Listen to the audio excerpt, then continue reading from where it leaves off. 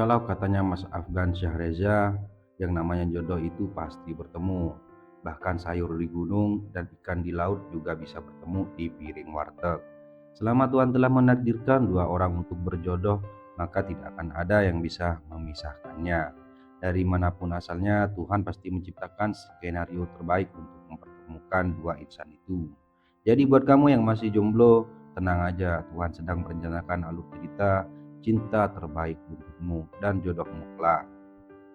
Jadi tetap semangat buat kamu yang lagi berjuang, selamat menonton dan selamat beristirahat.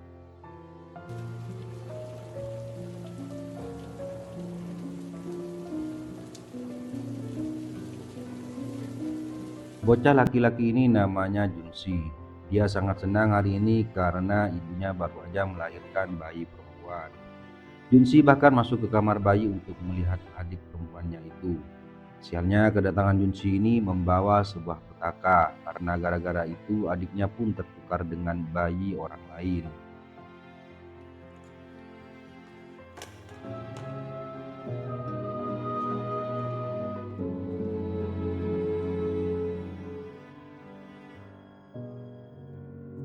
Bertahun-tahun kemudian Junsi dan adiknya yang bernama Engsi tumbuh bersama.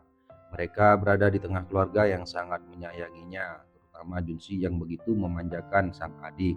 Setiap tahun dia selalu membeli kado ulang tahun untuk Engsi. Meskipun ia sering iseng terhadap Engsi, namun Junsi selalu mencurahkan perhatiannya kepada adik satu-satunya itu. Dan keberuntungan Engsi ini 180 derajat berbeda dengan Sinai. Ia tinggal bersama ibunya yang hanya penjual mie pangsit. Setiap hari Sinai selalu dimarahi ibunya karena tidak bisa membantunya jualan. Hal itu membuat Sinai selalu merasa kesal karena ia terlahir sebagai keluarga miskin. Sinai sebenarnya juga punya seorang kakak laki-laki, namun kakaknya itu tidak menyayanginya dan selalu meminta uang. Suatu hari Engsi melihat hal itu dan ia berusaha menolong Sinai. Namun bukannya berterima kasih, Sinai justru marah pada Engsi karena menganggapnya hanya pamer sebagai orang kaya raya. Namun meskipun begitu, Engsi tetap ikhlas menolong Sinai karena ia tidak bisa membayangkan bagaimana rasanya punya kakak yang gak bisa melindunginya. Hal itu pun membuat Angsi sangat bersyukur karena mendapat anugerah seorang kakak laki-laki seperti Junsi. Namun suatu hari ketika mereka berdua pulang ke sekolah, Angsi justru mengalami kecelakaan parah.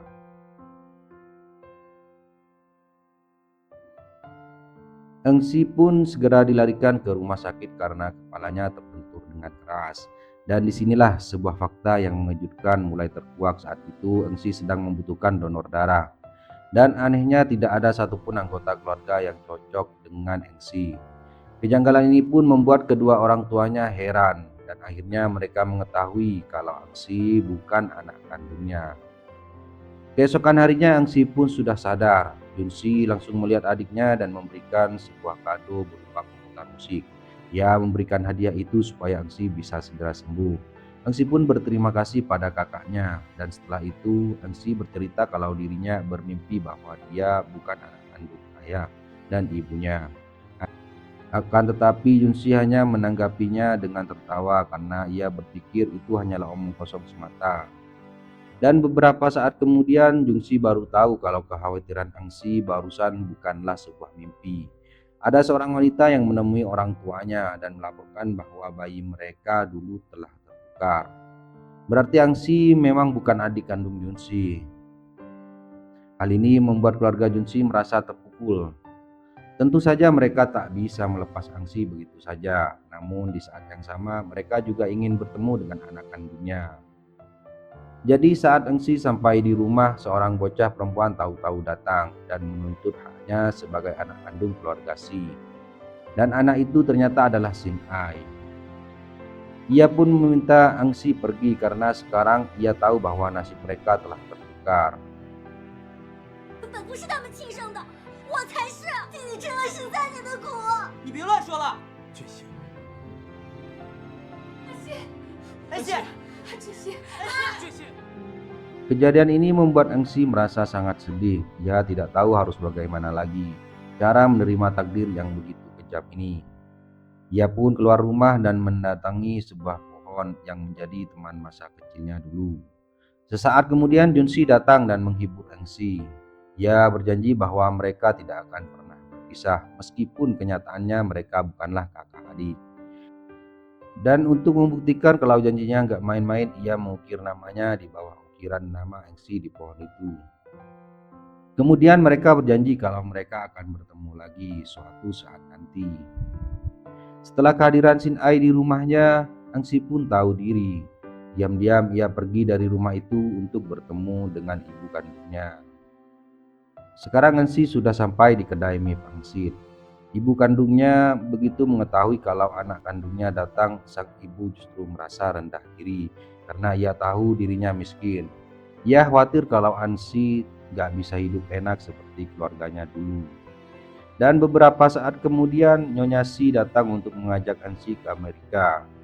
Hari ini ia dan keluarganya akan ke sana supaya Junsi dan Sin Ai bisa sekolah di tempat yang lebih baik. Oleh karena itu Nyonya Si juga mengajak Engsi, akan tetapi Engsi justru memilih tinggal di sini bersama ibu kandungnya karena setelah bertemu sang ibu, Engsi ingin merawatnya. Jadi akhirnya Engsi pun menolak tawaran Nyonya Si. Bertahun-tahun kemudian, Engsi tumbuh menjadi gadis yang sangat cantik. Ia rela bekerja di banyak tempat supaya bisa mendapatkan uang. Hal itu dilakukan karena ia ingin membelikan rumah untuk ibunya yang mulai menua. Bahkan saking sibuknya, Engsi tidak berpikir untuk punya pacar karena satu-satunya yang ada di pikiran dia hanyalah uang.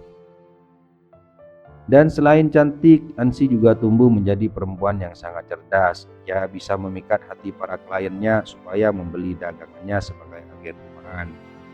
Dan itu membuat teman Engsi pun merasa kagum dengannya. 我们这里呢，整体是 Art Deco 的风格。姐，果然是最出色的销售。我太太觉得房子不错，但是我还想再看几个。你准备一下，我们待会儿就签约。哇塞，好的居然就这么买了，你怎么做到的？快教教我。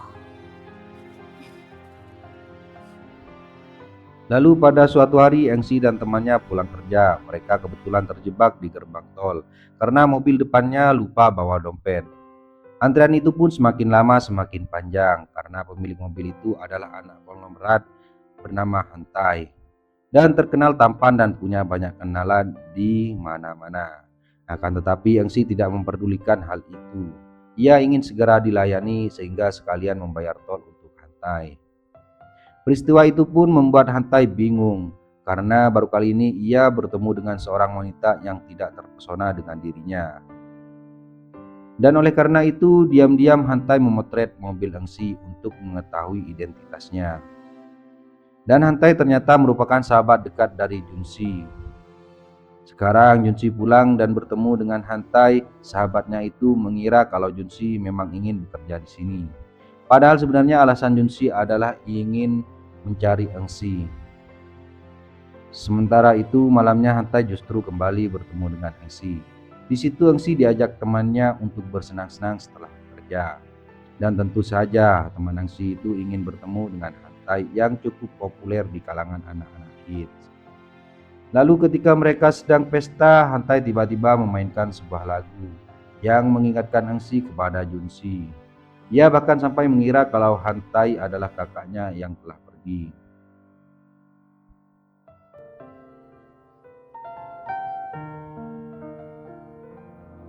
哥， 你叫什么？ Sayangnya Engsi salah. Hantai hanyalah orang lain yang kebetulan bertemu dengannya. Sementara itu begitu bertemu dengan Engsi, Hantai langsung mendekatinya. Ia beralasan ingin membayar tolnya kemarin, namun Engsi menolaknya. Bahkan ia menghindari Hantai karena tidak ingin berurusan dengan orang-orang semacam itu. Setelah itu Engsi langsung pergi ke pohon yang terukir dengan namanya. Ia pun menangis di sana karena ia merindukan keluarga Si. Bagaimanapun juga keluarga itu sudah pernah merawatnya dan menyayanginya dengan penuh cinta. Keesokan harinya Engsi pun kembali bekerja. Kali ini ia bekerja menjadi pemecah kepiting untuk para orang kaya. Dan orang-orang itu adalah teman-temannya Hantai. Awalnya Hantai membiarkan Engsi mengerjakan tugasnya. Namun lama-lama teman-teman Hantai justru merendahkan Engsi karena ia bukan dari kalangan orang atas. Akhirnya Hantai pun gak terima dan membela Engsi. Sementara itu Engsi merasa tidak perlu dibela dan ia segera pergi untuk mempertahankan harga dirinya. Setelah Engsi pergi, Hantai pun menyusulnya. Ia masih merasa punya hutang kepada Engsi sehingga ia ingin membayarnya. Namun Engsi pun menolak hal itu dan berkata bahwa ia ikhlas menolong Hantai. Di satu sisi Engsi juga ingin pergi dari sana karena dia punya urusan yang lebih penting lagi. Ternyata pemutar musik dari Junsi sekarang sudah rusak. Jadi Engsi membawanya ke Mamang reparasi untuk diperbaiki. Tapi Mamang-mamang itu menolaknya karena onderdilnya udah terlalu lama. Namun karena Engsi udah langganan di sana, ia pun mau menerimanya. Enggak lama kemudian Jungsi juga datang ke situ. Ia ingin memperbaiki pemutar musiknya yang rusak. Setelah melihat milik Jungsi, Mamang itu pun kaget karena ia baru saja menerima pesanan milik orang yang sama persis. Dan dari situ Jungsi meyakini kalau Engsi baru saja pergi dari sana. Junsi pun segera mencari Engsi. Setelah sekian lama berada di sini, Junsi akhirnya mendapat sebuah petunjuk keberadaan Engsi. Meskipun ia harus mengelilingi seluruh kota, Junsi ingin sekali bertemu dengan Engsi. Keinginan itu pun terkabul saat mereka akhirnya berpapasan di tengah jalan. Dan akhirnya mereka pun memutuskan untuk bertemu dan menanyakan kabar masing-masing. Setelah sekian lama terpisah, mereka sudah kehilangan jejak masing-masing. Hal ini ternyata membuat Engsi merasa nggak sanggup menanggung rindunya, maka ia pun kemudian pergi meninggalkan Junsi.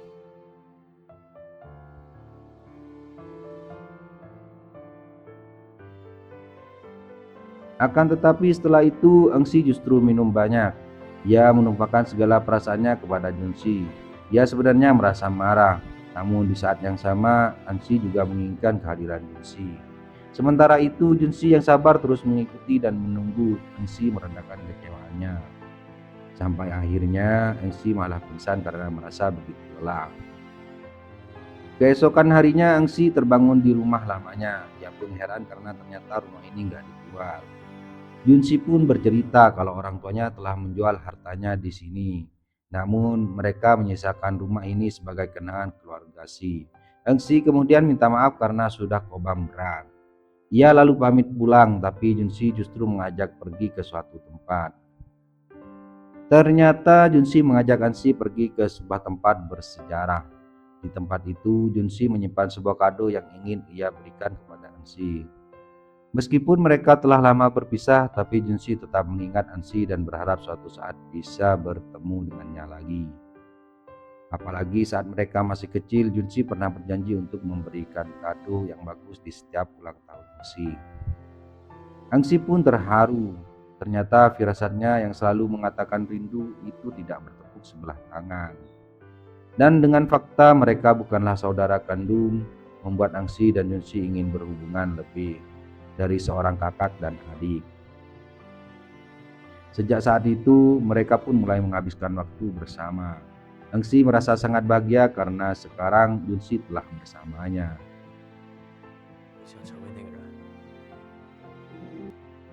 Sayangnya kebahagiaan itu sirna ketika seorang perempuan tahu-tahu mengenalkan diri sebagai pacarnya Junsi dan Junsi pun tidak menolaknya. Sehingga Engsi harus mengubur perasaannya dalam-dalam. Sementara itu Hantai yang juga ingin mendekatinya ternyata punya hubungan spesial dengan Shin Ai. Dan disitulah mereka akhirnya bertemu setelah bertahun-tahun lamanya. Akan tetapi setelah itu Hantai berusaha menjelaskan pada Engsi bahwa ia tidak punya hubungan dengan siapapun. Dan kedatangan Shin Ai ini sebenarnya ingin mencari kakaknya karena ibu mereka sedang sakit dan semakin parah.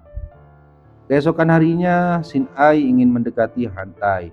Ia berpikir bahwa ia masih satu level dengan Hantai sehingga punya kesempatan untuk menjadi pacarnya. Namun Hantai saat ini sudah menyukai Engsi dan ia tidak ingin melirik wanita manapun lagi. Hal ini pun membuat Shin Ai kesal karena baginya semua orang selalu berpihak pada Engsi. Setelah mengetahui Engsi dan Junsi mulai jauh, sekarang Hantai mengeluarkan manuvernya. Ia mengajak Engsi jalan-jalan dan mulai menceritakan keluarganya.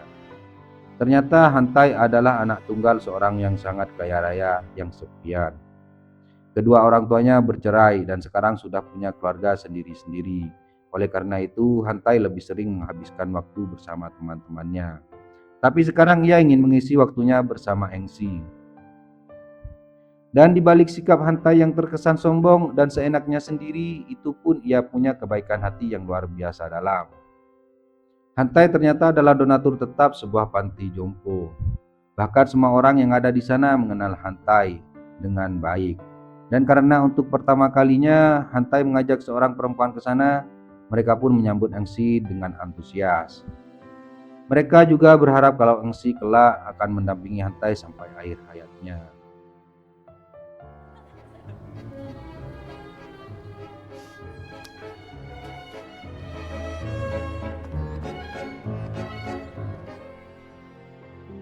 Semakin lama Hantai semakin serius mendekati Engsi. Ia bahkan bertanya pada Junshi tentang masa kecil Engsi. Namun Junshi tidak ingin menjawabnya karena ia cemburu. Pada detik ini Hantai menyadari bahwa mereka kini bersaing untuk mendapatkan hatinya Engsi. Keesokan harinya Hantai pun semakin nekat mendekati Engsi. Ia rela melakukan apapun demi membuat Engsi tertawa. Hal ini membuat teman Engsi pun ikut senang karena akhirnya ada seorang laki-laki yang berniat mendobrak dinginnya hati Engsi. 准备让我开个花店吗？ 谁说要送给你的？一直听我们家安西说，平日里都惯了你们的照顾。 Setelah mengeluarkan semua jurus andalannya, sekarang Hantai memberanikan diri untuk mengungkapkan perasaannya. Ia berkata bahwa ia menyukainya Engsi karena ketulusan hatinya. Namun saat Engsi ingin menjawab pertanyaan itu, Hantai menolaknya. Ia yakin kalau Engsi tidak mau menerima cintanya, sehingga Hantai meminta Engsi untuk berpikir terlebih dahulu.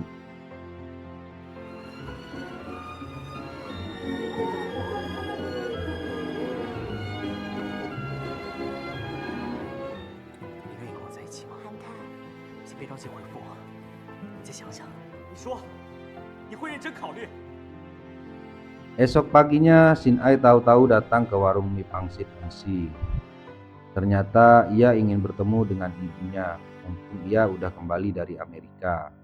Engsi kemudian pergi dari warung itu dan memberi kesempatan kepada mereka berdua untuk melepas rindu. Karena bagaimanapun juga Shin Ai dulu dirawat oleh ibunya, dan meskipun sekarang udah lama tidak bertemu, Shin Ai tetap memberikan ruang khusus di dalam hatinya untuk sang ibu yang udah merawatnya hingga remaja. Sementara itu, Engsi justru bertemu dengan Tuan dan Nyonya Si. Di situ Nyonya Si akhirnya bercerita bahwa ia sekarang sakit karena terlalu merindukan Engsi. Makanya ia menyuruh Junshi mencari Engsi. Dan sekarang Nyonya Si pun memaksakan dirinya pulang dari Amerika untuk menemui Engsi. Sementara itu dari semua peristiwa yang telah terjadi, Engsi diam-diam juga sakit. Tubuhnya melemah dari hari ke hari karena penyakit yang diturunkan dari ibu kandungnya. Saat ini Engsi sedang membutuhkan donor sumsum tulang belakang. Sayangnya tidak ada siapapun yang cocok untuknya. Dan oleh karena itu Engsi tidak ingin diobati. Ia tahu kalau umurnya udah gak lama lagi. Sehingga ia hanya ingin keluarganya berkumpul dengan bahagia. Akan tetapi orang-orang di sekitar Engsi tidak akan tinggal diam. Hantai mendekorasi ulang kamar Engsi dan mengumpulkan barang-barang kenangan Engsi. Junshi pun juga ikut membantu Hantai untuk menyambut kepulangan Engsi dari rumah sakit. Setelah melihat betapa besarnya cinta Junshi untuk Engsi, akhirnya pacar Junshi pun memilih untuk mundur alon-alon. Karena seberapa keras usahanya mendapatkan perhatian Junshi, ia tak akan pernah bisa mendapatkannya. Dari dulu sampai sekarang perasaan Junshi hanyalah untuk Engsi. Beberapa hari kemudian Engsi minta pulang. Junshi dan Hantai akhirnya menjemput Engsi dari rumah sakit. Dan saat sampai di rumah mereka menunjukkan kamar Engsi yang sudah dibersihkan. Bahkan Hantai juga sudah membeli rumah untuk Engsi dan ibunya seperti impian Engsi. Setelah itu Junshi dan Hantai mengajak Engsi ke gudang. Semua kado Junshi tadinya dijual dan sekarang dibeli lagi oleh Hantai. Melalui semua usaha ini, Junshi dan Hantai menunjukkan kasih sayang dan perhatian mereka yang besar untuk Engsi. Hingga akhirnya dua-duanya pun juga melamar Engsi dan meminta perempuan itu untuk memilih.